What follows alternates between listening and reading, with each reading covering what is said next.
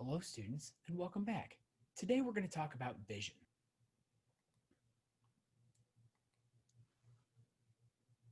Each of your eyes developed over a long period of time. I'm talking generations and generations to detect radiation, specifically the radiation of the sun. But our eyes can only detect a very small segment of that sun radiation. We call this the electromagnetic spectrum. You may know it as Roy G. Biv, which means we can see red wavelengths of light, orange wavelengths of light, yellow wavelengths of light, green, blue, indigo, and violet. When we're measuring light waves, it's important to note that the higher the wave, the brighter the light, and the lower the wave or the lower the frequency, the dimmer the light. And then when we talk about the wavelength, the distance between waves, this gives us the color that we're seeing. So really, really low frequency lights are red, and really like high frequency lights are blue, purple, and so on and so forth. Now there are wavelengths of light that vibrate at too high of a frequency or too low of a frequency for us to perceive them. So this is what's outside of the electromagnetic spectrum. Now let's look at the anatomy of the eye. Looking at the eye, the first thing you'll notice is the white part of the eye. This is known as the sclera, and it protects the eye. But let's go in a little bit further. The cornea is the outermost layer of the eye. It's the clear part of the eye. Like if you were to take your finger and touch your eye right now, which please don't do that, but you would be touching the cornea. So its job is to protect the iris and the pupil. It's the first place where light actually hits, and the cornea helps to bend that light. Going further, you'll notice the dark part of the eye. This is called the pupil. And the pupil is a small black hole. It's not actually a structure. It's really like surrounded by a structure, but it controls how much light enters the eye. So when you encounter really bright light, the pupil gets small to prevent damage to the retina in the back of the eye. When there's low light, then the pupil gets larger. The colored part of your eye is known as the iris, and the iris is it's a muscle. The contractions of the iris, which coincidentally make the pupil larger or smaller, have to do with how much light is around you. Going further, now we're looking at the cornea. We've gone through the pupil, and we're looking here at the lens. The lens, well, it focuses light. The lens actually has these, you'll notice these kind of like fiber-looking things. These are muscles.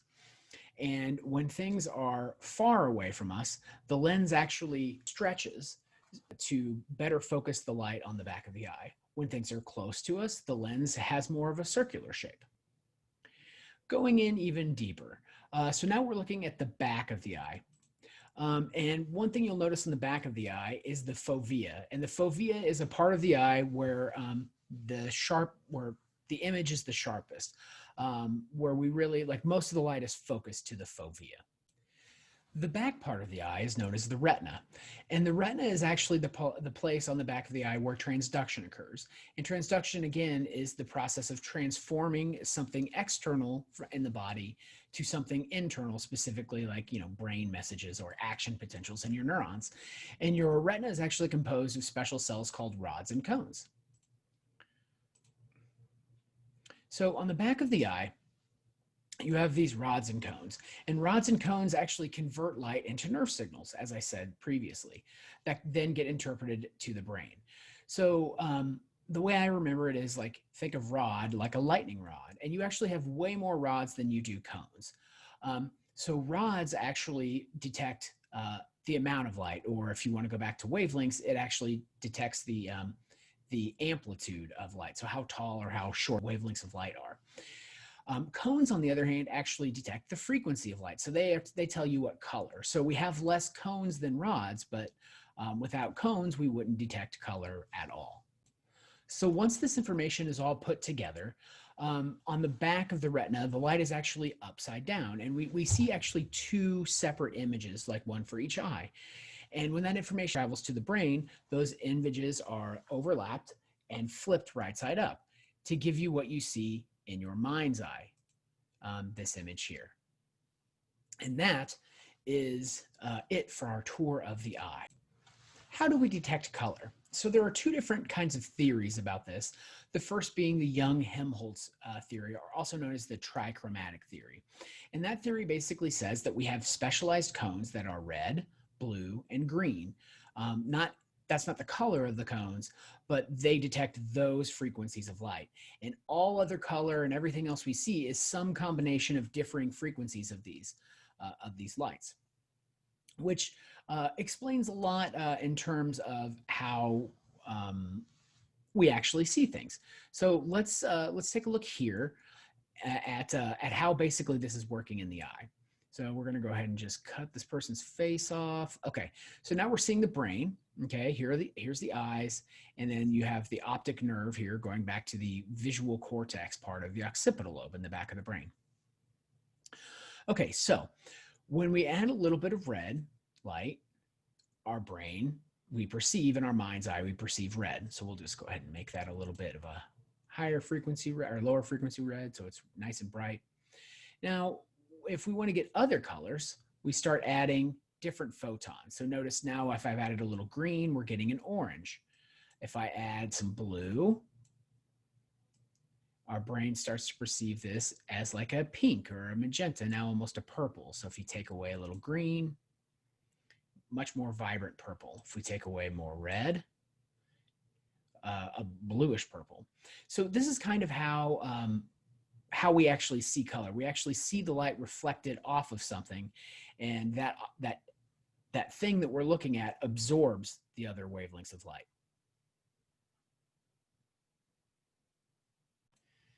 The other thing you'll notice when we're looking at the different photons of light is if we add all of the colors, we get white light.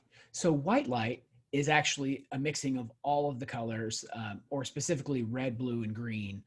We perceive that as white. Black as a color is actually the absence of light. So I've turned off all the lights. Now we perceive only darkness or black. If you're thinking of what I thought when you mix all the colors together, you get black. Those are pigments that you're talking about. When we talk about the mixing of light, it's a little bit different. The other theory of color vision is known as the opponent process theory. And the opponent process theory essentially says that we have opposing channels opposing channels for vision or for cones. And so if we stare too long at one color, those cones sort of need to rest. And so the opposite cone activates. So the Young-Helmholtz theory explains most color vision, but the opponent process explains something called after images, which I'm going to demonstrate to you now. So let's look at the after image effect, which the opponent process theory does a good job of explaining. Okay, so here we go. I want you to stare at the 4 dots in the middle of this image for, let's say, 20 seconds.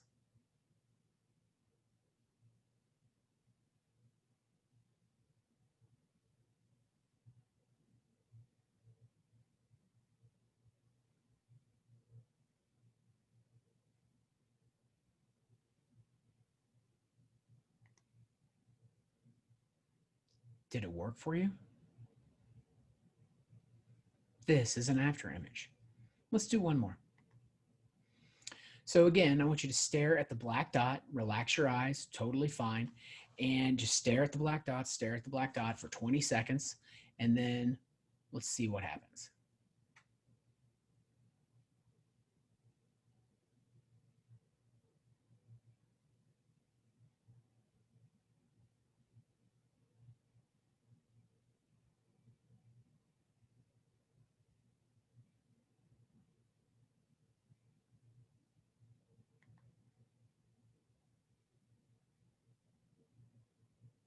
Did it work for you?